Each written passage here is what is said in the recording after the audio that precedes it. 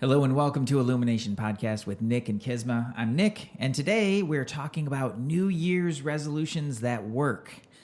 For any resources and show notes, you can go to illuminationacademy.net/INK140.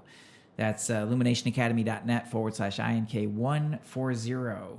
And now we're going to dive in to get our New Year's resolutions on. Hey there, Kisma. Hello. How are you doing? I'm doing really well. So this, I think it's important for context. This show is being recorded in early to mid-December. Yeah, mid-December. Is it mid-December it's already? Nearly mid-December, believe it or freaking not. Golly, that goes by fast. I know. Well, anyway, this is so... A lot of people are in the mode of either wrapping up 2018, giving up on 2018. Don't give up, people. We got a couple of weeks to go. Keep telling my clients. There's many more days to make sales. Or starting to think about what they would like to see shift or have be different in 2019. Yeah, that's where I'm really leaning to in the next couple of weeks. Vision. Yeah. Setting some dates, retreats, workshops, etc. Getting it all on the books. Getting it on the books. Yeah, that's a big one for me. But the resolutions are a big conversation. And, you know, I think it's a valuable conversation. Mm-hmm. Well, because people talk about New Year's resolutions all the time. You're going to get like a million commercials about gyms and diets and resolutions and stuff like that. Yeah. But I think that's a good thing. Yeah. You know, could be. Personally, I think it's good to think You think it's good to think about change and giving up something? I think it's not necessarily that. I think it's good to think about, 2018 happened. Now, what would I like to have in 2019? That's cool, of course. You know, and it does invite and inspire some self-reflection about where things might have gone awry, right? Where we may not have stepped up to the plate, where we did step up to the plate, where we really crushed it, yeah, where it really did work. Mm-hmm. That's a really interesting one as well. It's because so many times people start doing things that work, and then they quit. Right? It's a whole different podcast. Darn little upper limiter. Yeah, that's really funny. Yeah, but it is. You're right. Like New Year's resolutions, when it's approached in the right way, can be so valuable. Very valuable. I just find from my research, because I've been working on a couple articles around this, is that, you know, for instance, U.S. News and World Report put out that by the second week of February, 80% of New Year's resolution makers are in disappointment mode. Wow. They're disappointed with themselves. They're disappointed with their exercise. Like it's freaking in the middle of the winter. Who wants to add on disappointment? That's just no fun. So 80%. So if we set up New Year's resolutions and a month and a half later, we're disappointed, kind of defeats the purpose of a positive change. Yeah. Yeah. And I think that's an important part of the conversation is how to set yourself up for success. Exactly. So I see there's two parts I want to ask you about. First is, how do you go about setting a resolution for yourself? Mm-hmm. Yeah. Well, are there some guidelines? Like, what do you think about? Well, I think keeping it simple is good, and reflecting back to our podcast before this of the law of receiving, and there's perfection in front of you, is just look at, like you said, what do you want to be different? Mm-hmm. You know, that reflection part without a huge charge. So we know that what goes up must come down. And what I see happening again and again is that people get really pumped up. I'm going to lose like 37.5 pounds and I'm going to go to the gym. And there's so much fever behind it. One cannot sustain that excitement for an entire year. You're going to implode. Mm-hmm. When you drop into a more neutral, it's like, well, what do I really want to be different? You're making an observation using your intellect. You're being honest. And you're poised to then approach it in a way that is just like step by step by step. So you don't like pump up and get all excited and then come crashing down. Mm-hmm. There's a reason like the gyms are really packed the first week of January. Well, that does not last long. So my suggestion is, okay, decide what you want to be different. And then begin by choosing one step. Okay. and let it be. It's sort of like that. We talk about what's the one thing you can change where it's like that neck crack, Yeah. and your whole spine goes, ooh, and everything's really easy. So it's looking at what's one thing you can change that will make your exercise better, routine easier, will, if it's diet, losing weight, will allow that diet to go faster. If it's building more wealth, like what's the one thing you can do right now that is a choice in that direction? Right. So in essence, really, the only New Year's resolution, the only exercise or only muscle to exercise is that of choice. The choice. Because choice is what will move us forward, and lack of choice or choosing the wrong thing or the thing that's not in our best interest is what will move us back. Okay. So we've got to build the muscle of choice. The muscle of choice. I want to circle back to that. But first, I want to talk about this really interesting thing that I see a lot of people do is when they're setting their resolutions, they're thinking about, well, you asked, so what do you want to be different? Well, I want to, let's say, for example, I want to quit drinking. I want to stop this thing. I want to not do that thing. All right. And what do you think about when a resolution is framed in a negative like that? I want to stop something. Yeah, I want to stop this. Yeah, it's a really good point because energetically a stop doesn't feel, it's like, oh, I got to stop this. And then all of a sudden it becomes a thing. Yeah. I've got to. So possibly a better look at that, or an easier look at this, is I want to have more energy. So what's the one thing I can choose? Or I want to feel more vibrant every day. I want to feel more positive. What's the one thing I can choose right now that will contribute to that? Right. Well, anybody out there that drinks a lot of wine, the next morning you feel kind of low. Yeah. So it could be, I'm not drinking during the week. Or I'm just going to simply stop drinking because it's more important to me to feel more vibrant.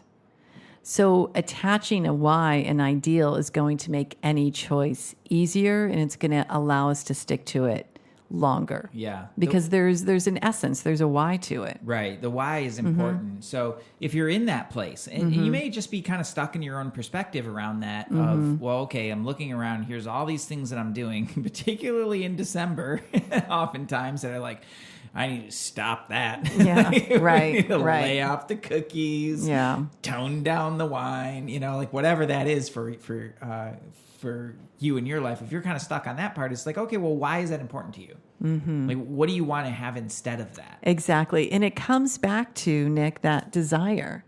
We can't squash a desire. It's there. We can only replace it with a higher. So again, choosing higher, it all comes back to a choice. Yeah. I want to choose a different way to feel that has more energy, or I want to choose a body weight that's more healthy, or I want to choose to get up early so that I get certain things done instead of staying up late and watching reruns of Law and Order. We've got to replace it with something higher. Right. And I think that's really important. To me, when it's not replaced with something higher, it becomes a house of cards. Oh, yeah. So it becomes this like really controlling way of living your life of like, okay, well, I'm not going to do that. I'm going to get to bed at this time and I'm going to do this. And if something changes in that, or at a certain point, you're just like, all right, well, I'm living this really restrictive life. Like, why am I even doing this? Like, it lacks that color and that spark and that real meaning to everything that you're doing. And when you're in a mode of, really understanding and being connected to the why behind that, or what purpose that serves in your life, right, then you've got a much more exciting game to play. Exactly. Yeah. So one of the things I like to do is look at choosing, again, back to that one thing that makes it easier. So for instance, if any of you want to start exercising in the morning, make it easy. Choose to have your clothes right by your bed. Right by your bed. So you roll out of bed, you see your exercise clothes, you see your tennis shoes or whatever, and you put them right on. That's the thing that makes it easier, because otherwise what happens? You get out, you kind of whatever. By the time you get your clothes on and out the door, or on your treadmill or doing yoga, you kind of lost the momentum. Yeah, you're bringing up a really interesting point here. If you want to meditate, journal, study, we know this from the academy, have it all set up and ready for you to just slide on in and drop in. Yeah. Because if you're running around the house looking for your mala beads or your incense or your book or your whatever, it's not going to happen. It's just you slide right in. Yeah. Or it gets frustrating. Yeah. So I think there's real value in, as you're setting it up, think about the ways that you're going to fail. How are you going to screw it up? It's not to like... Wait, what happened to last week's episode of Everything's Perfect, Nick? Well, no, but we're setting ourselves up. We're setting ourselves up to have, because we all know, like, you the listener, you know what you've done in the past. You know the ways that you've stepped set right over those up to fail. clothes. Yeah, you know how you've done that, and that's the most fascinating part about it is you already know. Yeah, it's right there. But to give it a thought and to just really take some extreme ownership over, all right, here's where I typically fall off the wagon. Mm-hmm. All right. And to use that information to set yourself up for success. Mm-hmm. That's one of the key points. Right. That's one of the key points. For me, that's a really important one. Like there's a really important little step for me between getting out of bed and, sitting down to do my thing. Mm-hmm. And that's actually just doing some really light stretching or exercise for maybe 2 or 3 minutes. Right. That's it. That's it. But I do need to do that because if I don't, then when I do sit down to study, it just is like heavy. It's like, it's hard. It's just, it's like, whoa, man, I'm really having to work at this. Right. But when I do that little bit of exercise for myself, man, I just slip right into it. So that's the one choice you make. Yeah. To get to the next piece. It is. And I also know, some of the pitfalls along the way so that I can kind of take those out of the equation. Right. Yeah. I think it would look like, too, if someone wants to say, give up sugar. Well, what drives you to eat sugar? Oh, good one. Is it a glass of wine, right? Is it a favorite TV shows? Like, what drives you to eat sugar? Yeah. And find that and pluck it out. And then have a little reminder of with yourself, what sugar actually does to the body. This is my thing. I love sugar. You do. I do. You love the sugar. And I'm doing better. Huh? Oh, yeah. No, I'm not saying that you aren't. I'm just saying, but it's really I know like, that about you. Yeah, you love the sugar. I know. It's whatever. So not having it in the house. Like I almost bought chocolate the other day. I was like, I'm not going to buy this, even though it was good chocolate. I was like, not going to buy it. It just doesn't serve. So that's an important one. Yeah, the times that you fall into that. Maybe it's sitting down to watch a show and you grab for it. Okay, fair enough. You want to watch your show? I get that. Make sure that you have another alternative available. Right. Because if you go to reach in there and all there is chocolate, well, you're eating the chocolate. You're eating the chocolate. But if you've got some popcorn or something a little lighter. Or carrots or something healthy. Oh, God, it sucks. But anyways, no, I do love my veggies. But it is important, too, because here's another thing. If you know that you overeat late at night, get yourself to bed. Right. Like have this little, okay, TV's going off.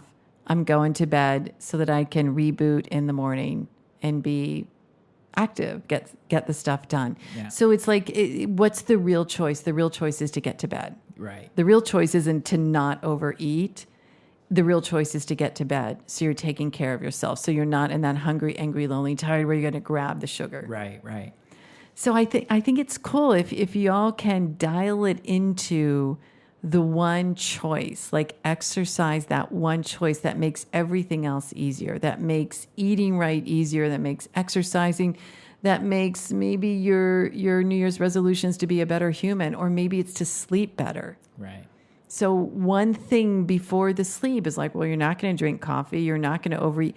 Choose to set it all up. Like you said, to avoid the failures, but to set it up for success. Right. And I just think it's really helpful to own those in yourself of, you already know where they are. And so, okay, great. Like take the ownership of it and set yourself up to, to not fall into that. I think that's important. And I have one other tip that is kind of fun is write some love notes to yourself. Ooh. Yeah. So, journals and all that thing, that's cool. You can journal and you can plan. I love planning and notes and whatever. But really just like on your calendar, even if it's a Google calendar, let's say it's, January 10th. Just write a little love note, like, how you doing over there with that exercise of choice? You know, like, how's your choice muscle going? That's a cool idea. It is. End of January. How are you? Like, did you, have you done X, Y, and Z? What do you need to get back on? What's the one thing you need to choose to get back on? So if you're constantly asking yourself, what's the one thing you need to get back on? It's an easier back on the horse. Yeah.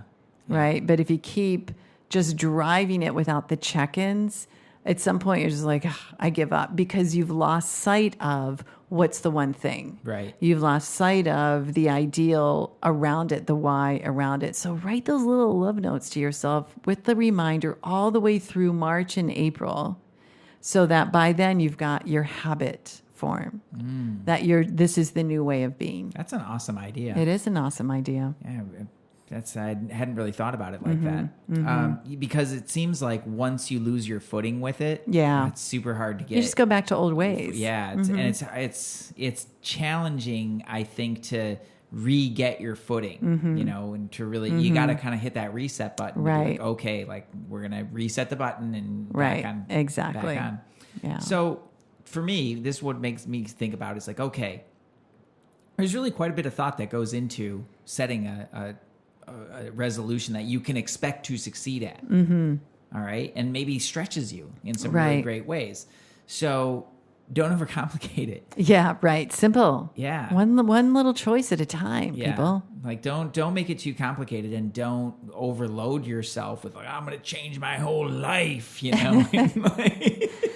Good luck. Like that. Let me know how it goes. Man, that's a lot all at once. So just like pick the one thing. And there will be a one thing that makes that whole life kind of just fall into place better. Yeah. If you're a really ambitious person, pick a few, but make them in different areas of your life. That's a good way to put it. Maybe you want to do something different or include something different in your relationship. Commit to, I'm resolving to date night. Date night's important, everybody. Yeah.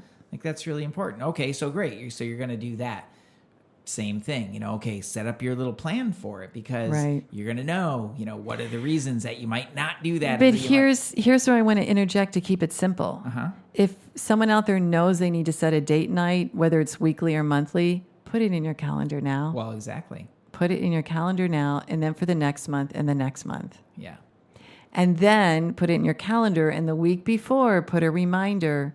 Dinner, reservations, movie, something. Make it so simple that it's just part of the flow. Right. And that's what I'm saying is like, okay, so you've got that one thing, then you've got maybe something with your health. Yeah. Maybe you're going to, maybe one more, but that's already the things that need to change in order to help those be really successful are significant enough that other areas of your life are also going to be impacted by that, probably in a really big way. So you don't have to do everything all at once. You can actually just focus on a few things. Exactly. And really make a beautiful change. Exactly. Yeah. And it's so much more fun and easier. So that's my permission slip to every one of you to not have to do everything all at once, and to allow yourself the luxury of just choosing one or maybe two things that will really make an impact in your life, and commit fully to those. Right. I love it. Kind of like, I don't know why this just downloaded, but how many days did the Bible say God took to make the earth? 7 days? 7 days. Well, 6 days. He rested on the 7th. Yeah. Okay. So we know like whatever that represents. 6 years, 6 months, 6 whatever, but piece by piece. Piece by piece. God's pretty smart. Yeah. Even. And then he took a rest. Yeah. Yeah. In that teaching. Yeah. He, it, that being the one. Yeah. Did it step by step. It didn't do it all at once. Interesting. I hadn't really thought about it that way. All right. So pretty cool. Love to hear from you guys what your New Year's resolution choice muscle is.